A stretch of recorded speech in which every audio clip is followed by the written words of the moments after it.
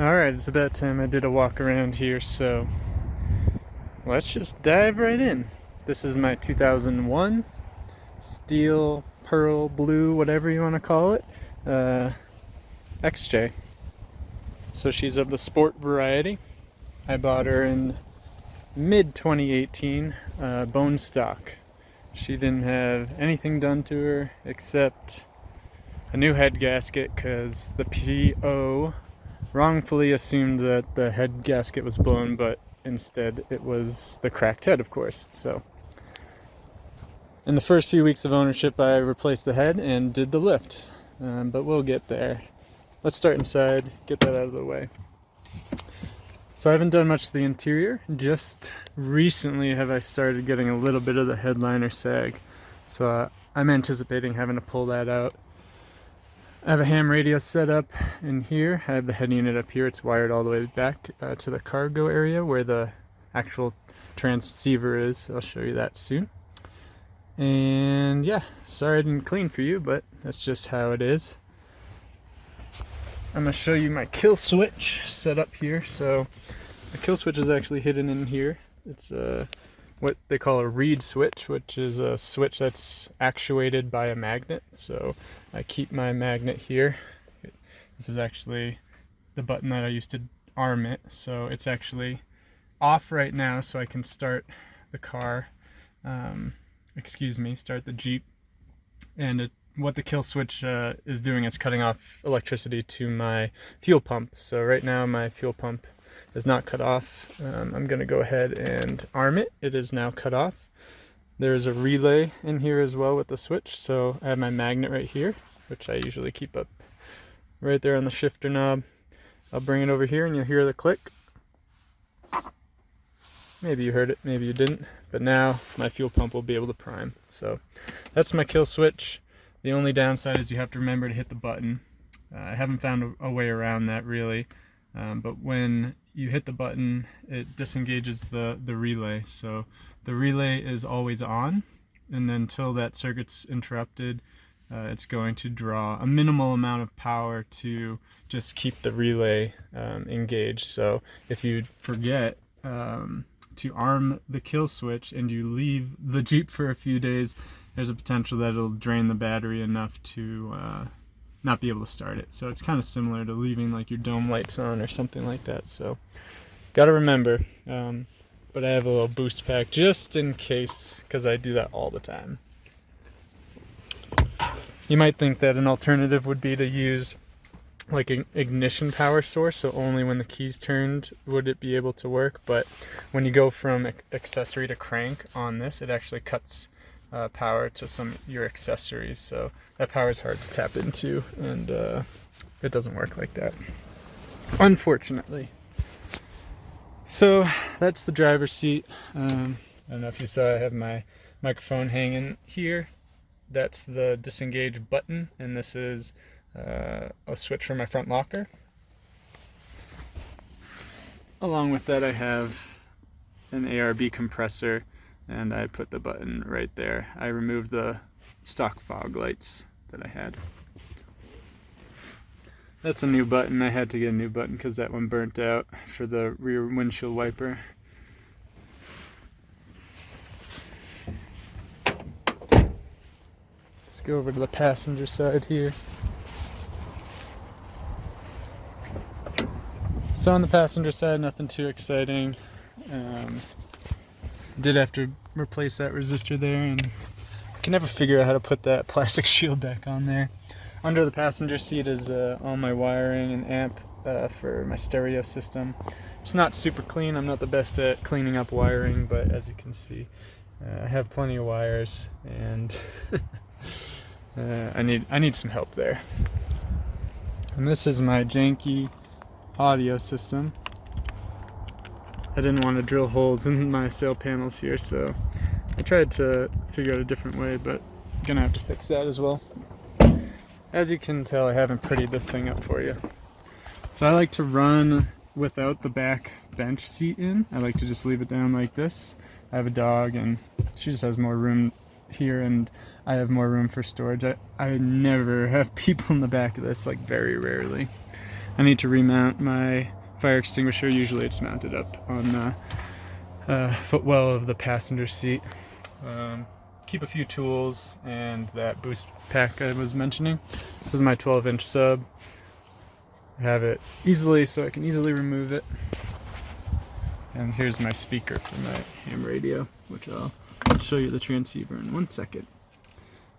I have an overhead console from a 95 that I'm going to be putting in, and I'm going to integrate the speaker in there as well. It's going to be dope, so stay tuned for that.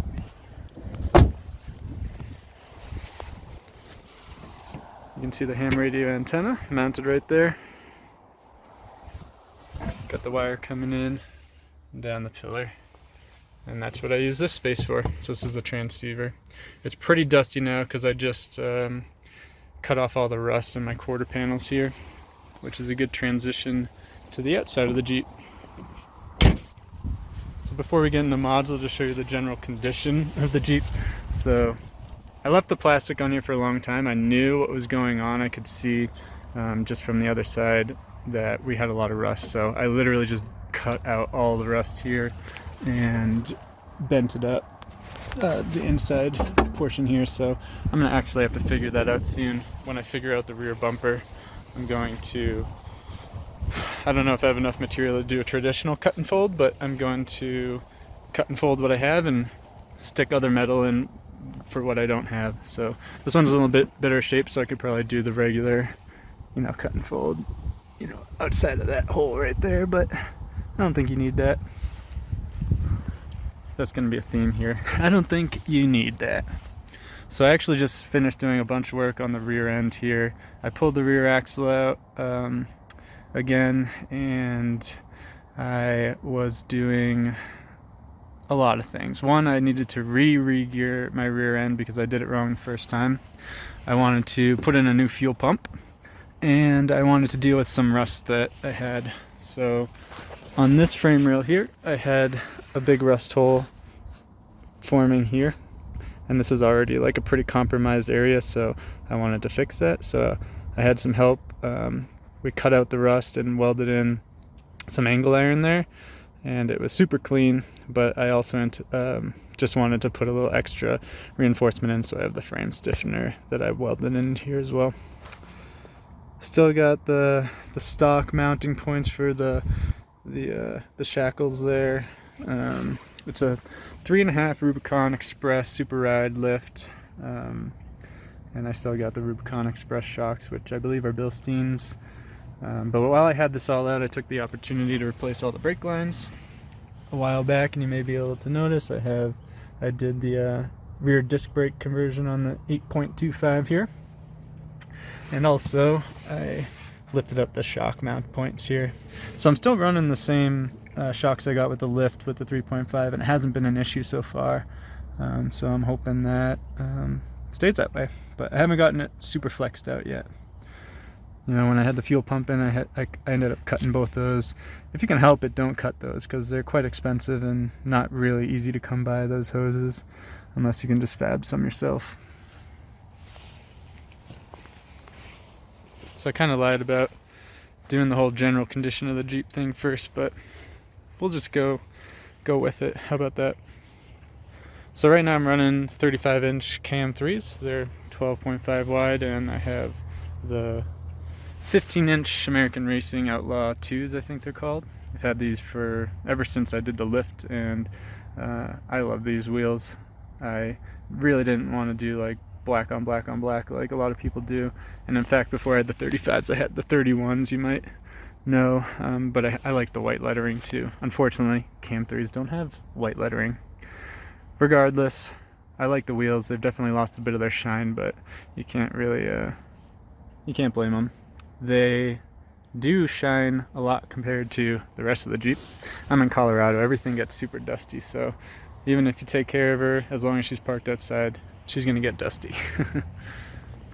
My buddy fabbed me up some of these rock sliders. I really like the design, so we can kick out anything I'm dragging across here and doesn't shove it right into my fender.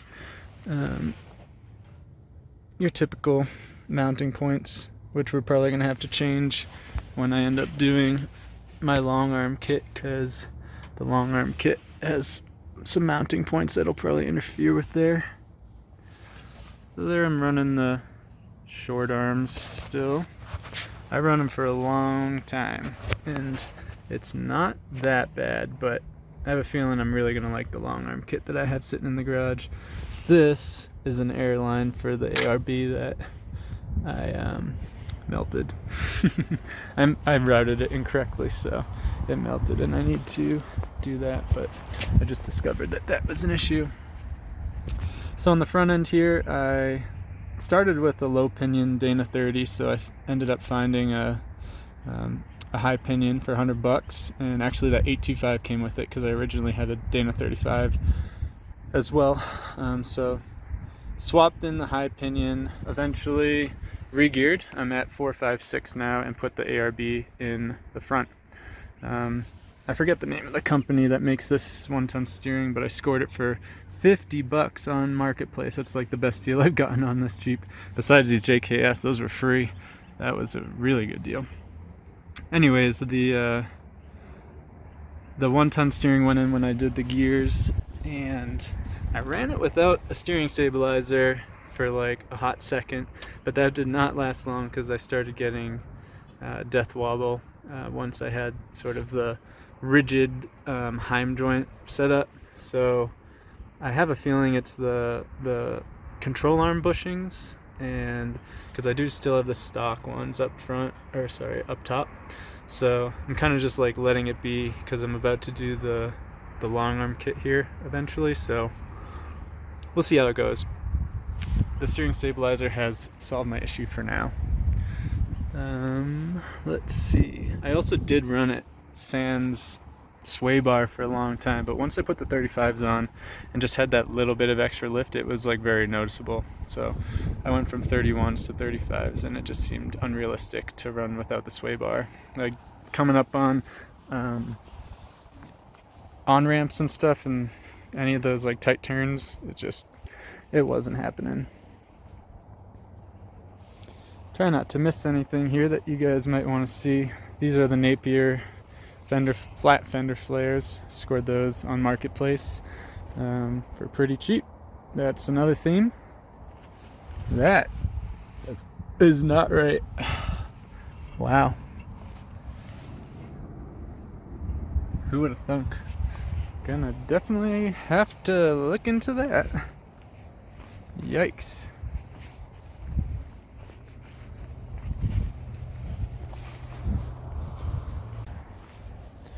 Well, coming back around here to the front, we'll ignore that lug nut missing for now.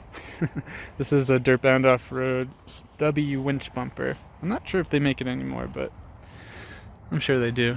And this is the Warn, one of the Evos. I think it's 10,000 with the synthetic line.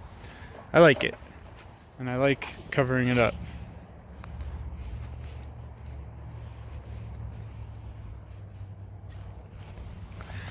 Ooh, let's see what's underneath here. So I did the SYE a long time ago.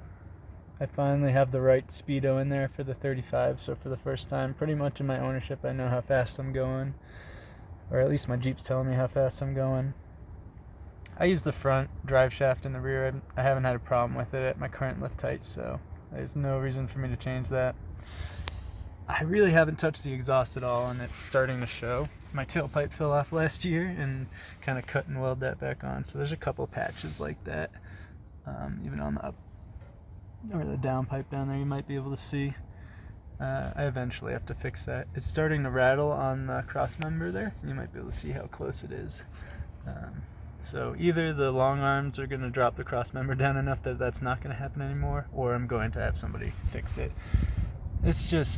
It's hard to spend money on exhausts when it's just going to get beat up and it doesn't really do anything for you, in my opinion. So, but definitely stoked to cut off these control arm mounts and get the long arms in. It's going to be super sweet. I have the Cav Fab Alpha 3-link kit, and that thing comes with everything you need. So let me pop the hood here, show you what's going on. Not too much under the hood, but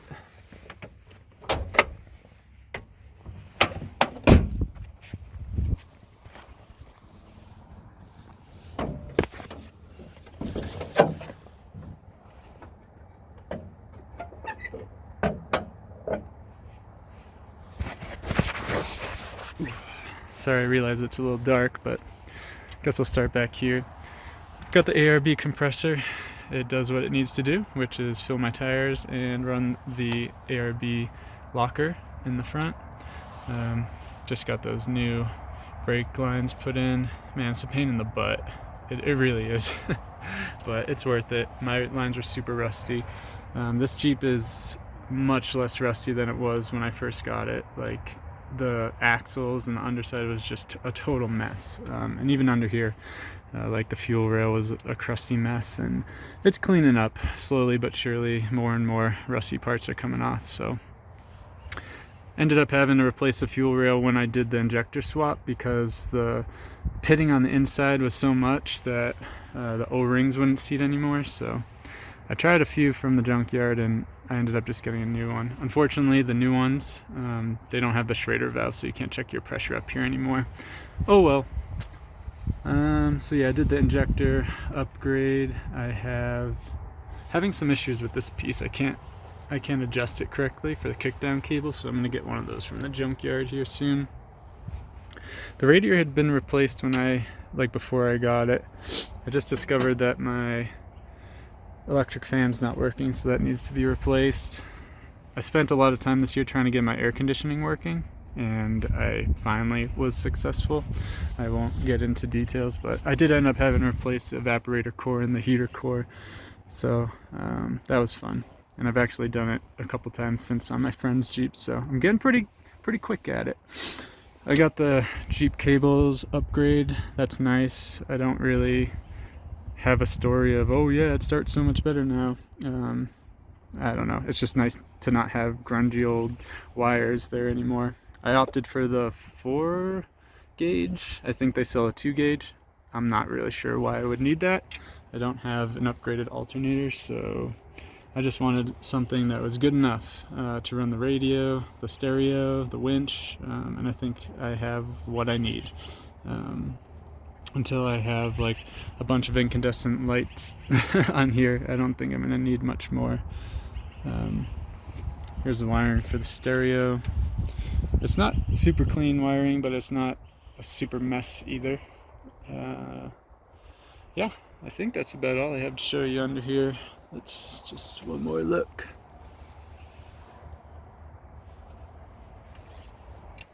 Yep.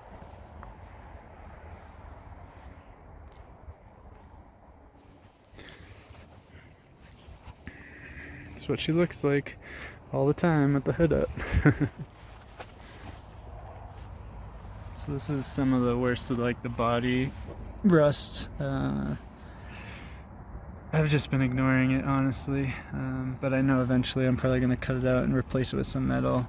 I really like the color, so I've been hesitant to sort of do like the black bottom here, rhino line the bottom, but I think eventually that's going to be how it is.